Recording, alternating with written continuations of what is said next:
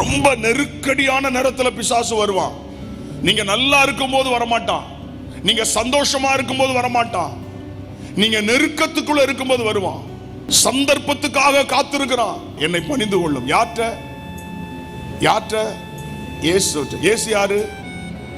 பிதாவுக்கு சமமானவர், திருத்துவத்துல ஒருவர். எல்லாவற்றையும் இயேசுவை கொண்டுதான் பிதா என்ன செஞ்சாராம்?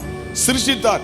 சிருஷ்டித்த தேவனிடத்திலேயே போய் என்னை பணிந்து கொள்ளும், எல்லாவற்றையும் உனக்கு தர்றேன்னு சொல்றதுக்கு அவனுக்கு தைரியம் இருக்குமானால், அவ்வளவு தூரம் அவன் ஞானம் உள்ளவனாய் இருந்திருப்பானால் நம்மை விட்டு வைப்பான்? Be careful. தேவன் நமக்கு கொடுத்திருக்கிற ரட்சிப்பு, தேவன் நமக்கு கொடுத்திருக்கிற அபிஷேகம், தேவன் நமக்கு கொடுத்திருக்கிற அதிகாரம், தேவன் நமக்கு கொடுத்திருக்கிற ஆசீர்வாதத்தை எக்காரணத்தை கொண்டு பிசாசுகிட்ட இழந்துடக்கூடாது.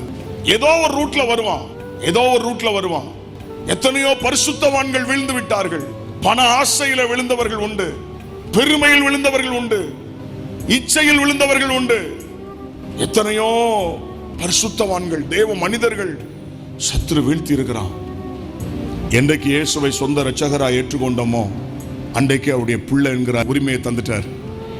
அபிஷேகத்தை பெற்ற பொழுது புத்திர பாக்கி அபிஷேகத்தை எல்லாம் உள்ள வச்சு நமக்கு தருகிறார்.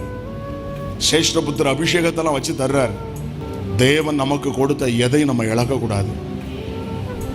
அப்படி ஒருவேளை நம்ம எதையாகிலும் இழந்திருந்தால் எப்படியாவது திரும்ப பெற்றுக்கொள்ள வேண்டும்.